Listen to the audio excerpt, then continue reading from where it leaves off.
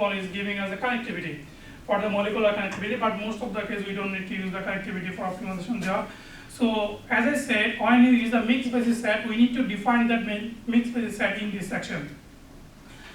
In this section, if you put the different atoms, suppose like this one, I want to calculate the silver by using a len L2DZ basis set, and the remaining other atoms want to calculate by using the 631 G star basis set. That's why just I make a list of the atoms, and this 0 indicate the end of the atom list.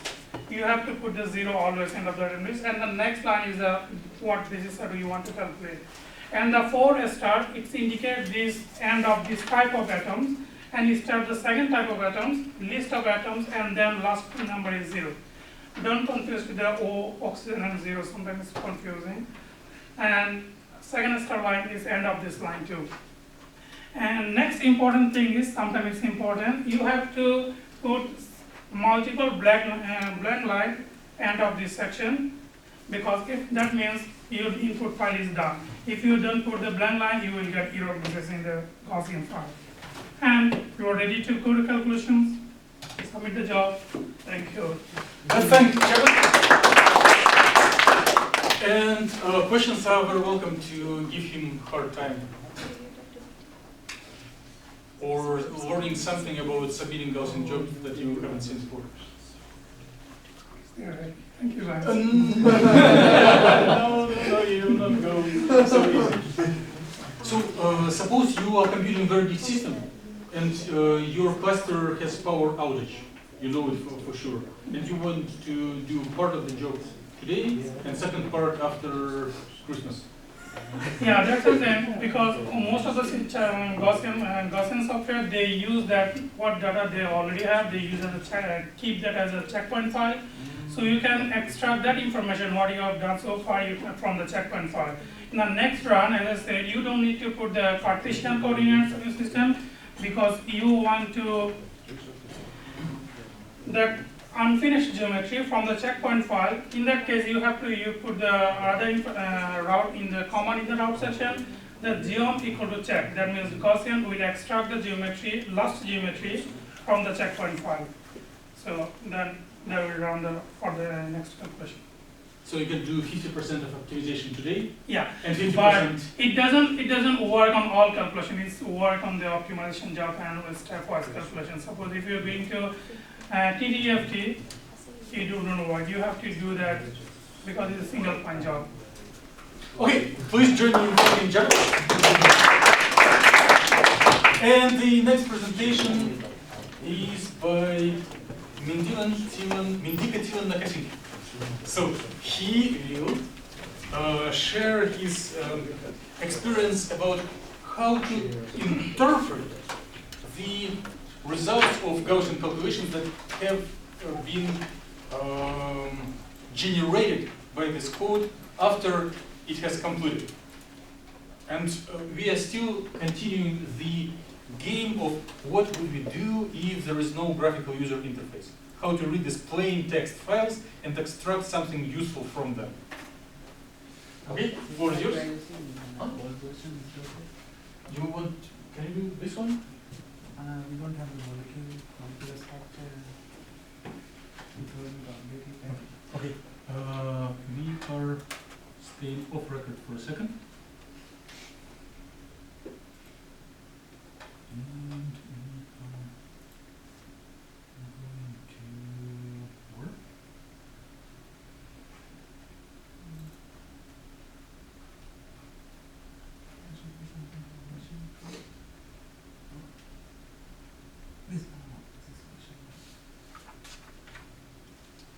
Then there is no different version. Please go with this one. Okay.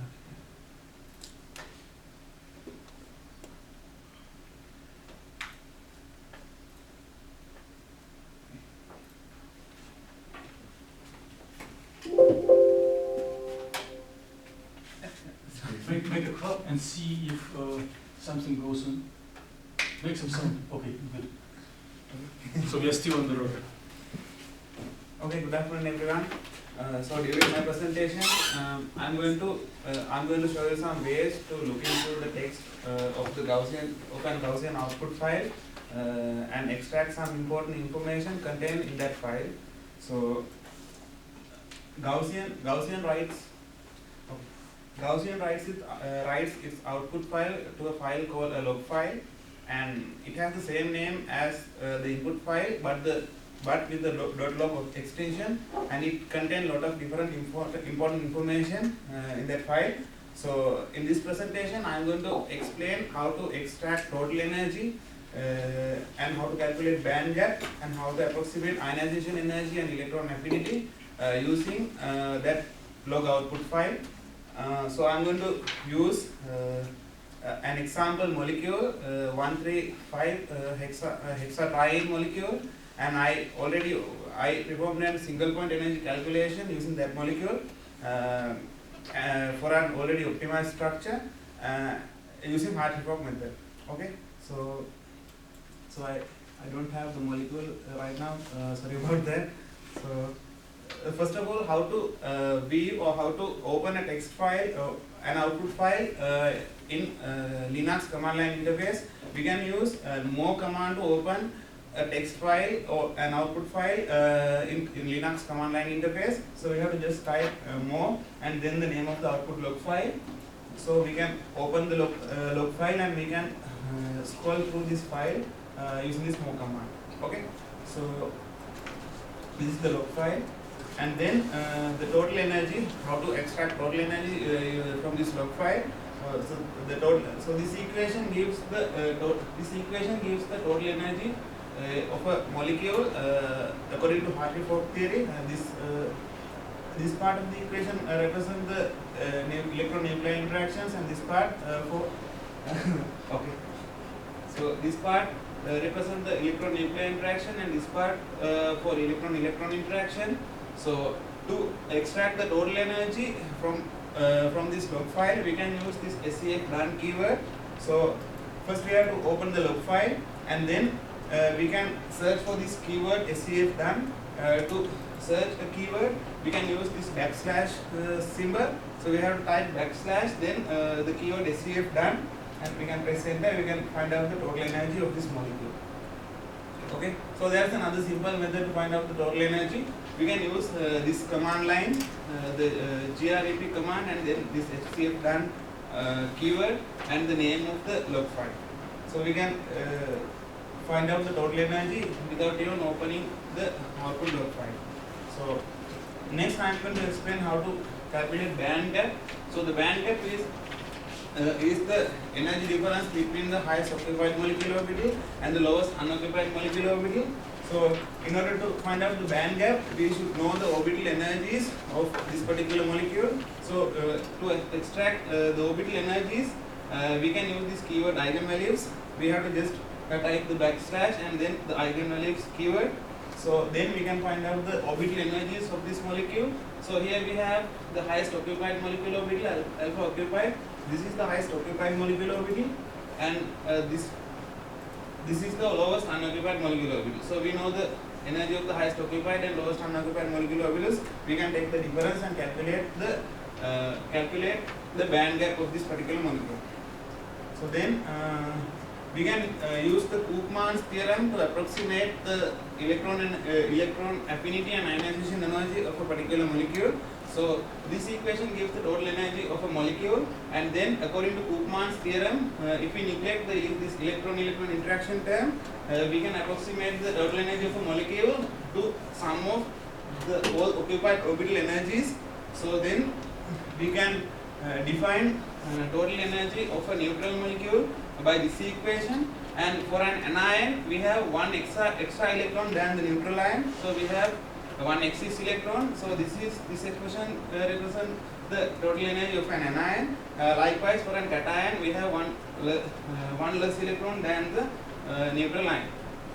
So then to calculate ionization energies, energy required to remove an electron from a neutral atom. So in another way, ionization energy can be defined as the energy difference between the cation and the neutral ion. So it will be equal to the negative energy of the highest occupied molecular orbital. So here we have the orbital energies of these molecular orbitals. and then this is the highest occupied molecular orbital. Then we can approximate this ionization energy of this molecule, and the ionization energy of this molecule is equal to the negative energy of this highest occupied molecular orbital.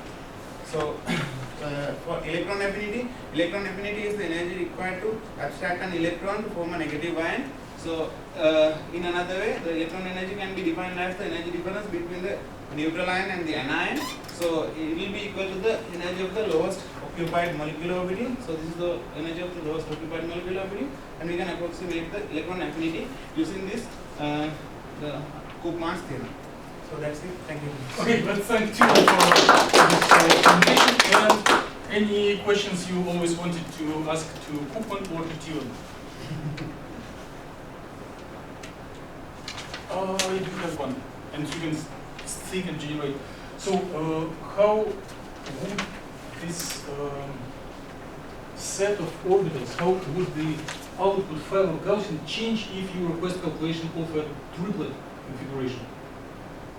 What would change immediately? What would you see? Depending on the spin state, it will have two sets of occupied and unoccupied molecular orbitals. Yes. Okay. Yeah. If there are no more questions, let's thank Tion once again. And the next presenter is Zach Gertz, who will give a surprise presentation that we completely missed in the labs and lectures, the symmetry of molecules, how it is implemented in Gaussian software.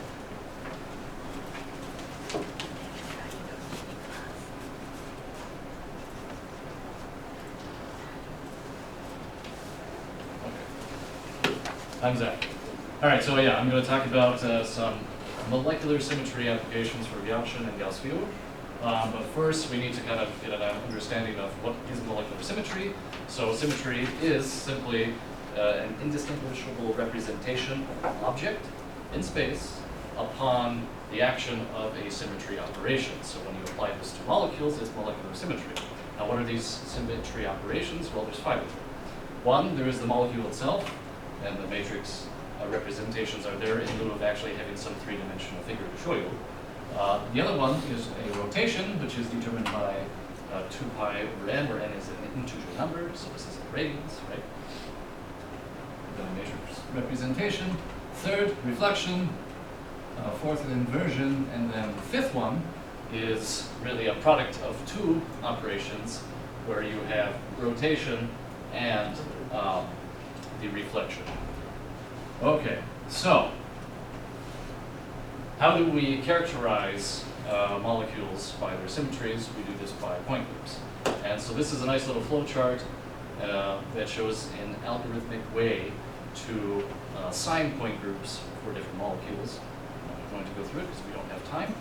But notice the DNH group here is in order to show a molecule that falls into that point group. More or so for completion, I'm not really going to go over this, but this is a character table.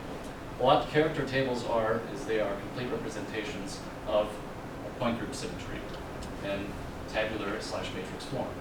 And so the reason I show this is, one, this is the table that people who use group theory to look at molecules can predict molecular characteristics, behaviors.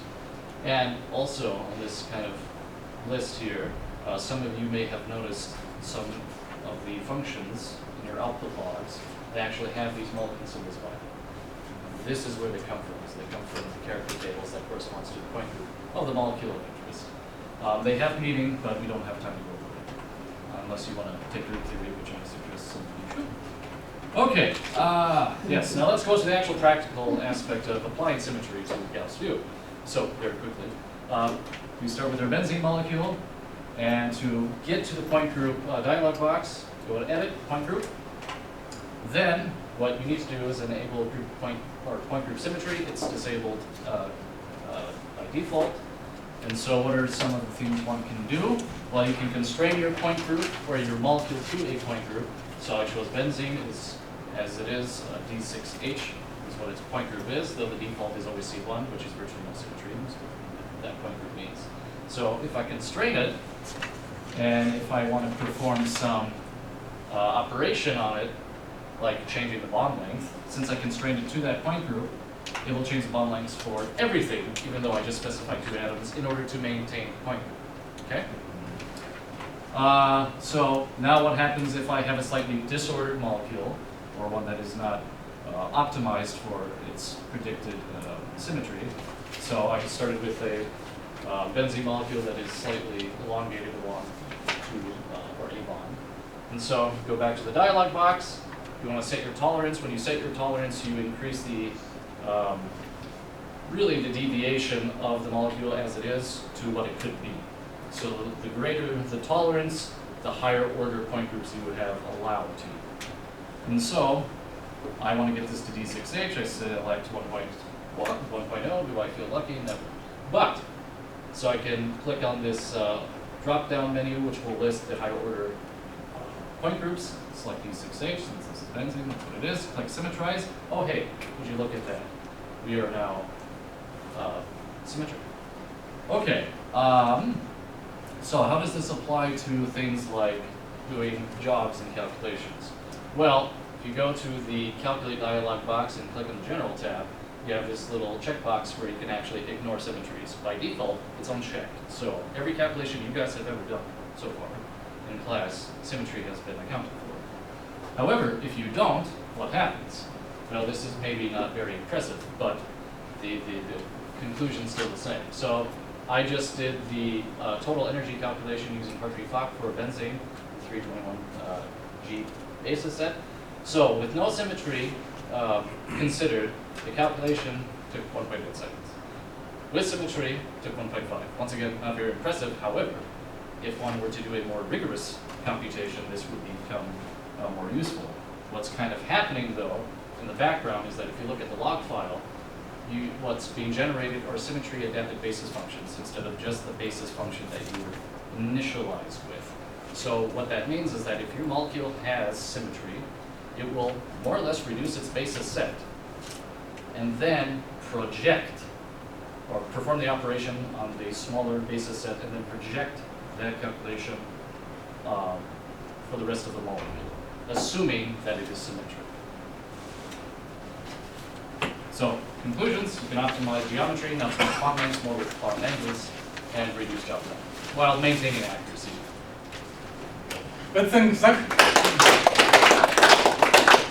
for squeezing group theory course in 5 minutes. Any questions to the group theory and its implementation in Gaussian? Okay, let's scroll to the very beginning. I will have a question.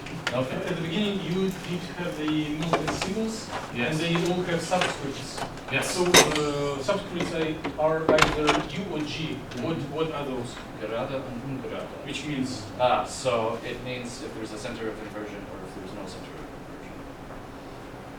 how do you translate it in English?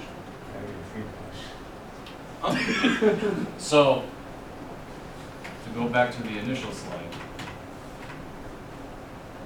one of our symmetry operations is an inversion center, right? So if we actually go to the matrix representation, if you go through the molecule straight down on the other side, you should have an identical atom on the other side of that inversion center, right?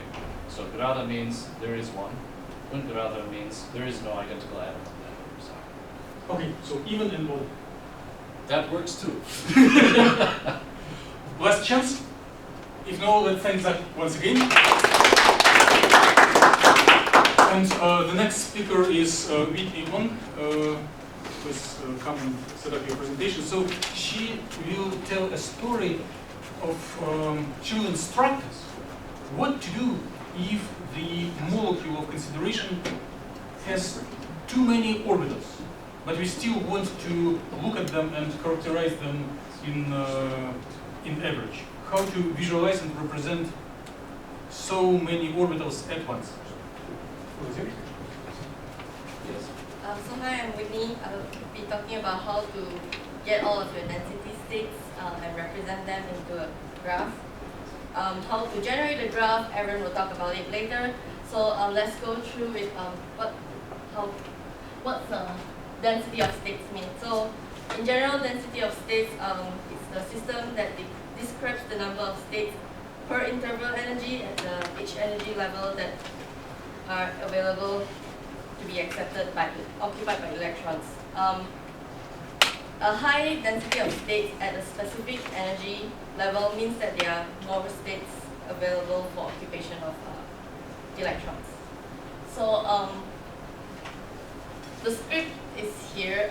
Perl is just to find where the script is. The bin is where the place where you keep your script, and then Gauss gap and DOS version 2.pl is the script name, and then put your file. You have to put a space after that, and then your file name, output file name, and then you put your number of steps, the bandwidth, how many electron volts down from the HOMO, and how many electron volts up from the LUMO. So these are the variables that you can use. So usually steps in calculations I use 1000. Bandwidth you can use anywhere from 0.05 to 0.1 electron volt. And then if you put like, for example, if I put 5 electron volts, then it will calculate from the HOMO 5 electron volts, it will just show in the graph only 5. If you put 10, then it will show more. Same goes for the LUMO. 5 from where your LUMO starts and go. This plot is not normalized. You can normalize it, but it's a different kind of script, I guess. So for example, if you insert this into your command window, that will be your output file name, and dot, which is your output file extension, and then 1000 will be the steps, and 0.1 will be your bandwidth, 5 will be down from your HOMO, and 5 will be up from your LUMO. And then this thing will be generated. So, and then you can see that, you can make sure that, okay, what's your output file name, what's your energy steps, what's your bandwidth, and you can see whatever you have input into this command. And from that, you can also look at your whole energy level in electron volts and LUMO energy level and energy in electron volts here. And you can also look at the gap between them without having to calculate it manually. The computer does it for you, which is over here. And you can also look at the gap center, where the real gap center in electron volt. I think that's it. Any questions? Okay, let's thank Vita for and any questions about density of states? Can you scroll to the image? Would you please show on the image what is the HOMO, what is the LUMO, and what is the gap? This is the HOMO, this is the LUMO, and the gap is between here and here, which is about 50. Okay. What is the molecule that you are presenting with this density of states? Honestly, I don't remember. Huh? I took one of the one in homework. Can you scroll to the last page? No, it's different. I use No? it different. Yeah, No? it's different. Okay. So what's the difference between states and molecules? Try it. What do you think?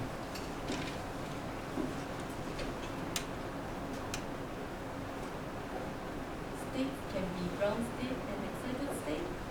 Right? Okay. Orbital is just Yes, yes. That's right. So the only reason I'm asking is because we call that diagram density of states, but really those are molecular orbitals. we're looking Exactly. at. It's density of energies of molecular orbitals. Yes. The states are more general, those are later determinants for ground and excited states. Yep. Yep. Excellent thought and question.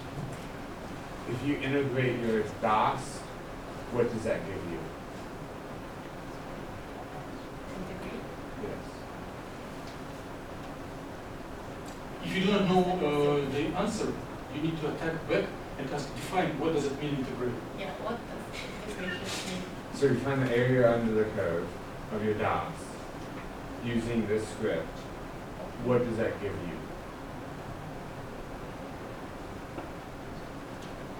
Because you said it's not normalized. Yeah. Yeah, this is not normalized, the one that shows. How do you get your spectrum? I run the script. How does the script There get the are no spectrum? spectrum. Or the dots? How do you get your line? From the output file? You dress each state with a Gaussian, correct? Okay. And I'm assuming it is a normalized Gaussian. Is that correct? Answer him what you expect to be summation or integration under the curve if the density of states is normalized. I honestly still don't understand what this trying to ask. Ask the question in such way that everyone will be pleased to answer in pedagogical way.